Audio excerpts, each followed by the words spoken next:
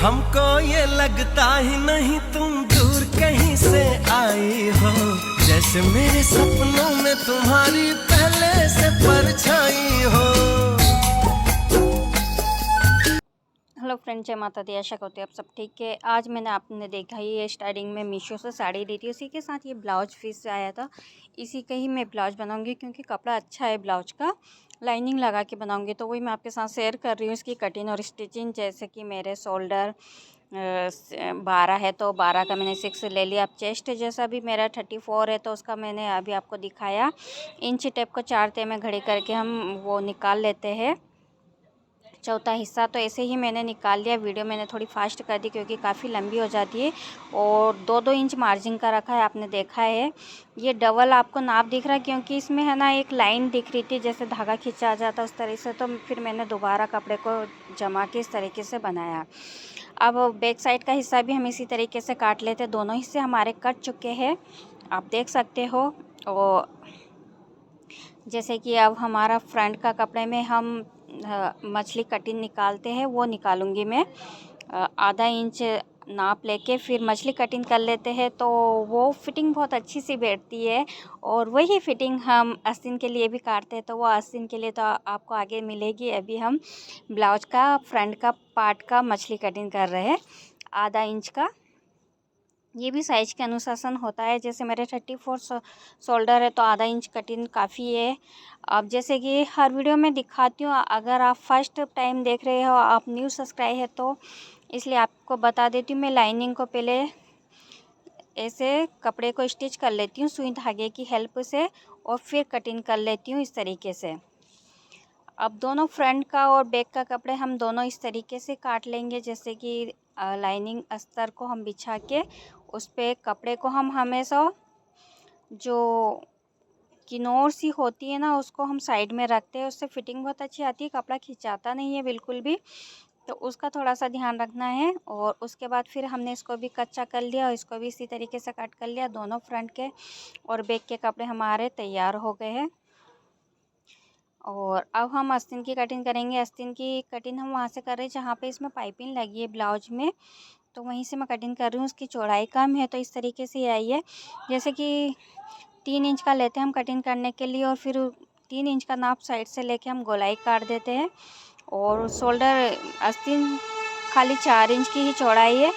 इस तरीके से फिर इसमें भी हमको मछली कटिंग करनी होती है। फ्रंट के हिस्से में जो फ्रंट में आता है उसमें भी आधा इंच कपड़ा हम नाप के लेके और फिर कटिंग कर लेते हैं। जैसे कि आप देख रहे हो, ऊपर से 2.5 इंच छोड़ के फिर नीचे से भी 2.5 इंच छोड़ के फिर आधा इंच मछली कटिंग करते। ये फ्रंट का हिस्सा हमारा, इसमें हम क्रॉस लगा देते ताकि हमको याद रहे ये फ्रंट में आए।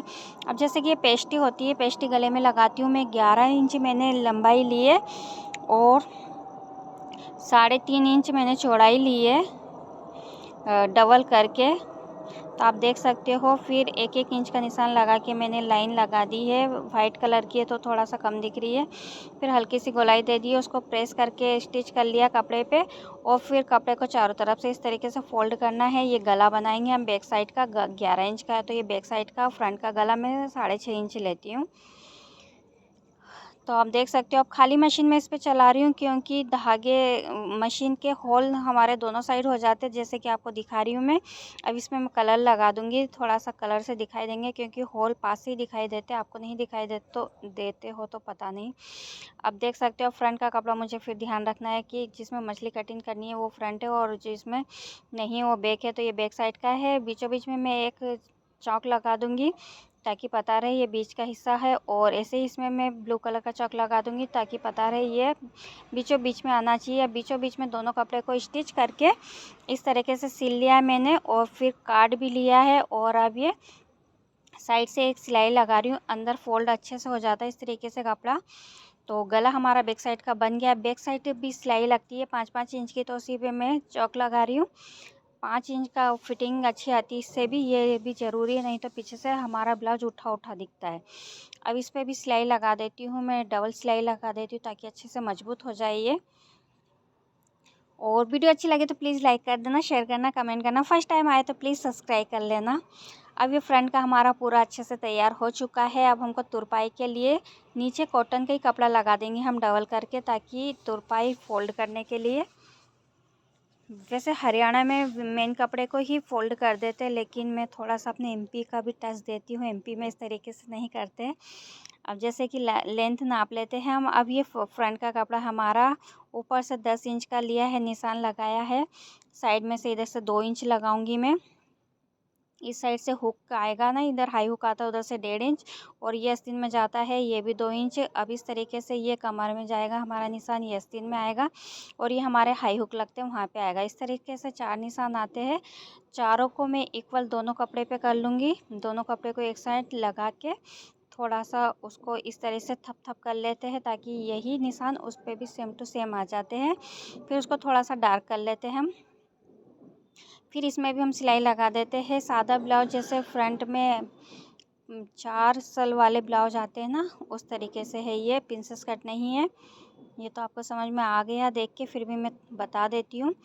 अब इसमें भी हम सिलाई लगा देते हैं। आप चाहे तो इसमें पॉप भी लगा सकते हो, मैं पॉप वाले नहीं पहनती हूँ। ऐसे ही आप पॉप भी लगा सकते हो। अगर आप कमेंट करोगे तो मैं पॉप वाला भी ज़रूर आपके साथ शेयर करूँगी, उसको किस तरीके से लगाना है। आप देख सकते हो चारों मैंने दोनों सिलाई कर ली है। अभी हमारा आस्तीन पे आती है ये सिलाई, ये भी हमने मान लिया है। अब ये छोटी सी सिलाई आती है, ये हमारे हाई हुक लगते हैं वहाँ पर आती है। वीडियो को फास्ट कर दिया, वीडियो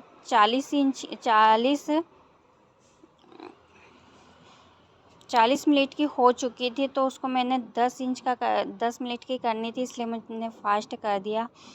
क्योंकि सिलने में टाइम लगता ही है, इतनी जल्दी नहीं सिलाता जितनी जल्दी हम आपको दिखा रहे। वीडियो काफ़ी लंबी हो जाती तो आप भी नहीं देखते हो, और इतनी लंबी वीडियो को यूट्यूब पे डालना भी बड़ा मुश्किल हो जाता है। तो अब हाई हुक के लिए मैं पट्टी लगा रही हूँ। जो गले में से कट करा था बचा था, वो इसी कपड़े को मैं इसी में लगा रही हूँ। उल्टे साइड से मैं लगा रही हूँ, ताकि उल्टे साइड भी इसकी फिनिशिंग अच्छी आती है। ये फ्रंट है, उल्टे साइड से मैंने इसको गुम सिलाई आएगी इस तरीके से लगाया। अब इसको 2 बार फोल्ड करके, इसमें भी लाइनिंग अटैच है। जैसे गले में से कट होके बचा है ना, तो उसमें लाइनिंग थी कपड़े में, इसमें भी लाइनिंग होना बहुत ज़रूरी है। नहीं तो हाई हुक लगाते हो तो आपकी सिलाई निकल जाती है, कपड़ा अपने आप सिलाई से नहीं फिसल जाता है वहाँ से। तो इसमें भी लाइनिंग होना बहुत ज़रूरी है, ताकि मजबूत रहता है। अब हमारा हाई हुक की पट्टी भी तैयार हो गई। इसमें एक सिलाई और लगा दूंगी मैं साइड से, तो कपड़ा अच्छे से चिपक जाता है। जैसे प्रेस किए इस तरीके से, तो फिर हाई हुक करने में थोड़ा सा ईजी हो जाता है। इधर तो हम हाई करेंगे। ये पट्टी हमारी फ्रंट में निकली हुई है, और जिसमें हम हुक लगाते हैं उसको हम अंदर फोल्ड करते हैं। तो अब ये हुक लगाने वाली पट्टी में भी मैं कपड़ा लगाऊंगी। वही काटा था जो बचा था, इसमें भी लाइनिंग है, इसको हमको अंदर फोल्ड करना है। तो इसको, इसमें हुक लगते हैं, तो इसको भी मैं सिल के अंदर फोल्ड करना है इसको। ये भी हमारा हो चुका है। ये मुझे अपने बेटी के बर्थडे पार्टी में पहनना था, घर में ही था बर्थडे, ऐसा कुछ नहीं था हमने बाहर के किसी को बुलाया, पर थोड़ा सा अच्छे से डेकोरेशन करके अच्छे से बना लेते हैं। तो बच्ची की इच्छा थी कि सब ब्लैक पहने, तो इसलिए ब्लैक साड़ी ली है, और ब्लैक ही ब्लाउज उसी के साथ मैंने स्टिच कर लिया है।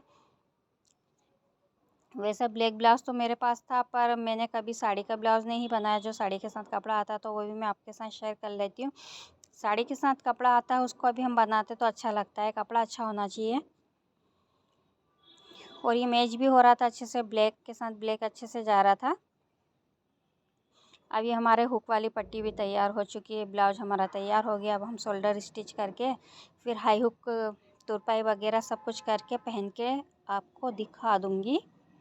अब जैसे कि मैं शोल्डर पे आ गई हूँ, शोल्डर हम स्टिच कर रहे हैं। हमारा थोड़ा सा आपको ये ऊपर और नीचे दिख रहा है, क्योंकि थोड़ा सा शोल्डर बैक साइड का आपको बड़ा दिख रहा है, क्योंकि गला मैंने थोड़ा सा चौड़ा लिया है बैक साइड का, तो इसलिए थोड़ा सा शोल्डर बड़ा दिख रहा, तो उसको हम कट कर लेंगे बाद में। आप भी ऐसा कर सकते हो, थोड़ा सा कपड़ा ऊपर नीचे आपका हो रहा है तो आप उसको कट कर सकते हो, उसमें कोई दिक्कत नहीं है। मैंने थोड़ी सी चौड़ाई रखी है बैक गले में, इसीलिए हमारा ये थोड़ा सा आपको बाहर निकला हुआ दिख रहा है। तो ये मैं आपको दिखा रही हूँ फिंगर से, और फिर मैं इसको कट कर लेती हूँ इस तरीके तरीके से।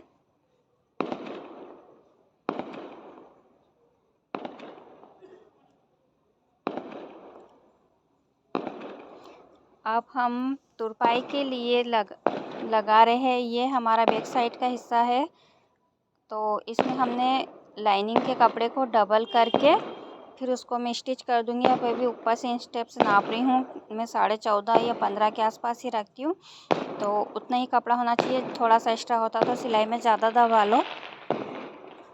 इस तरीके से कॉटन का कपड़ा डबल करके लगा रही हूँ।